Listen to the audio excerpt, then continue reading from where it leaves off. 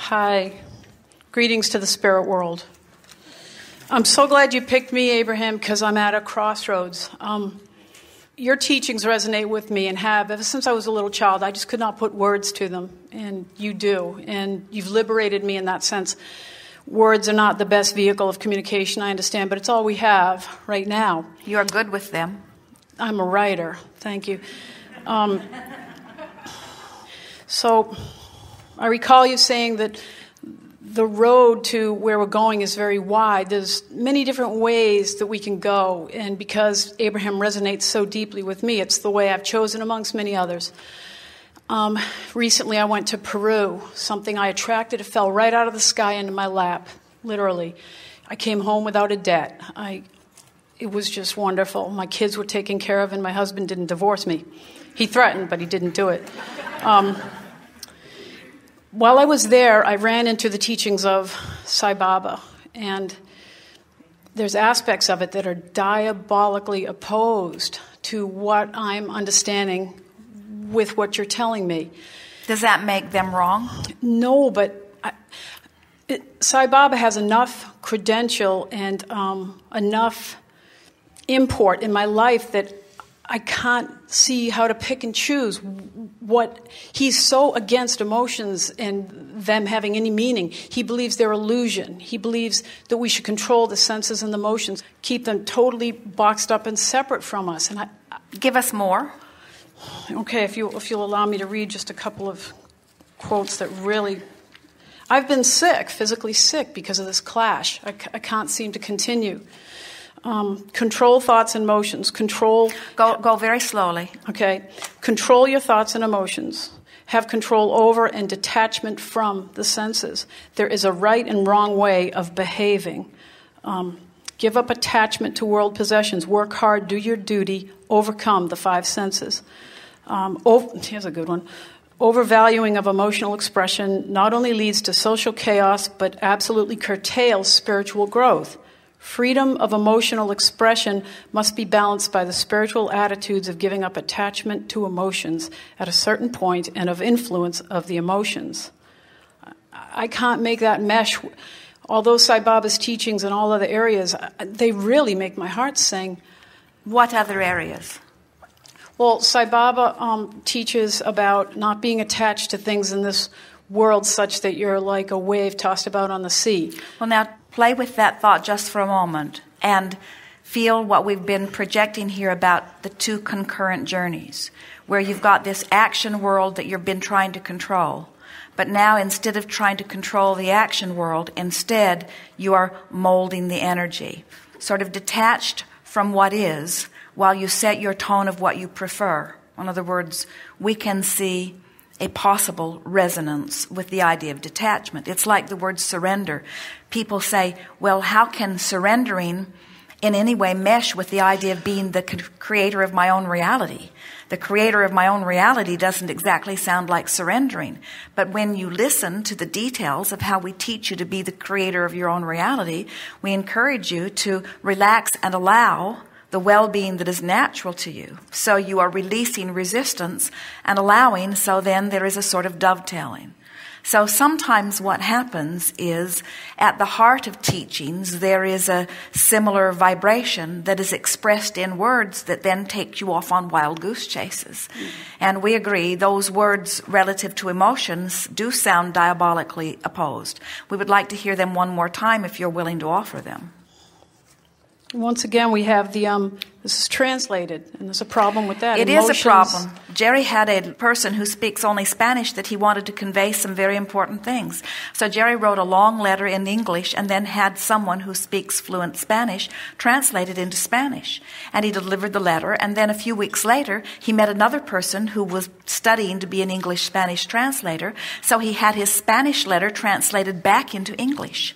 And when he compared the two, they were far from the same letter. Yes. In just that little bit of translation, with everyone having only the best of motives. There is also something else that we want to give to you, and that is the reality of what Sai Baba means or doesn't mean is not really what we're talking about here. It's your perception. In other words, the emotions you feel are about what you are perceiving to be the conflict, you see. And what we're wanting you to understand is that your work is not to pronounce Sai Baba or Abraham, one or the other, correct. Your work is to bring yourself into alignment. You've been an active student of a lot of philosophies for a long time. And we want you to understand that you could make the decision to go this way, or you could make the decision to go that way. But the worst thing in the world is to decide to go that way and think maybe you should have gone that way. Or to decide to go that way and think maybe you should have gone that way. So make a decision and then line your energy up with that decision so that there's no contradiction within you.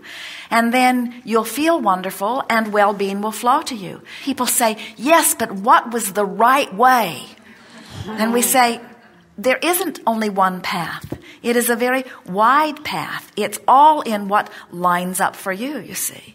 In the beginning, as we began expressing to you, we were very heavy on the science of deliberate creation because we saw so many of you not thinking thoughts on purpose. And then we noticed that that idea made you afraid of your thoughts.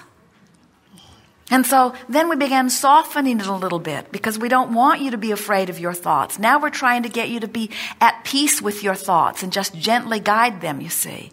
And so we are certain that Sai Baba is receiving and expressing the best words that he can find that match the intent of those who are surrounding him. I wonder, too, as you were talking, that if I possibly allowed this Sai Baba in as a, what's the word? I felt too good having what I wanted and getting what I wanted. And when I went to Peru, they didn't have anything. And I was around a lot of shaman and witches, whatever those are, and a lot of people would tell me, well, you shouldn't drink coffee, you shouldn't eat sweets, you should pinch that off in your life as control. And I don't believe that. And I was angry that what I had finally come to understand and embrace and in teaching my children was being challenged like this. But can you understand how a teacher in a land, when there are very few things that people might want, who are feeling disappointment over the deprivation that they're feeling over this and this and this, can you not understand how it might be helpful to guide them to not lust or yearn so much for things that do not easily seem to be forthcoming? In other words, if you were in a desert where there was no possibility of having an ice cream cone, we would not hold a lecture on how delicious ice cream cones are. Because there's no point in torturing you, you see. And so we think a lot of the philosophies that are evolving, you have to understand they're evolving because of the life experiences that people are living. And that's why it is so interesting to us that people of your world not only go to other parts of the world that they cannot relate to and try to bring philosophies that have been developed for those people and make them work in their life in a very different culture under very different times and circumstances.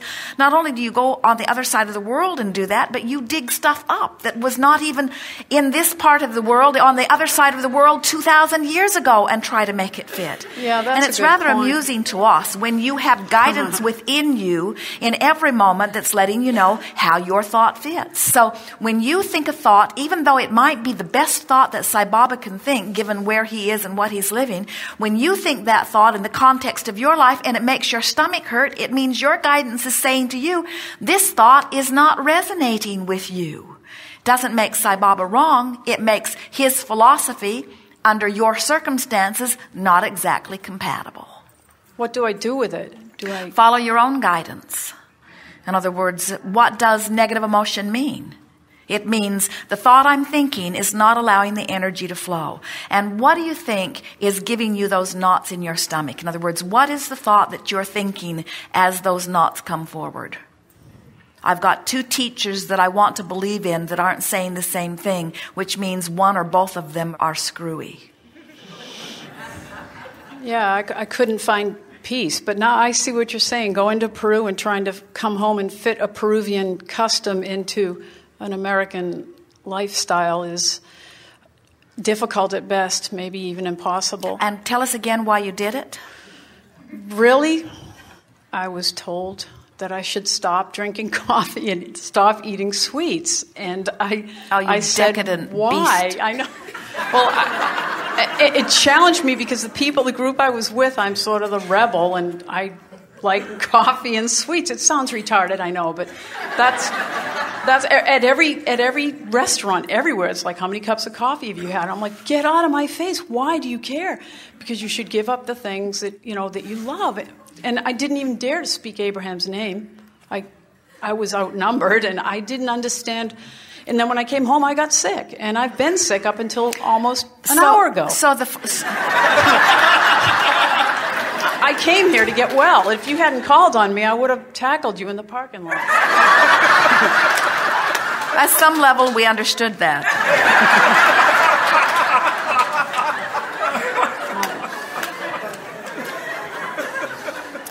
So are you telling us that there is a philosophy that exists, that you've even been listening to a little bit, that says if it feels good to you, Don't it do isn't? it. And if it feels like deprivation, then jump in with both feet. Yeah.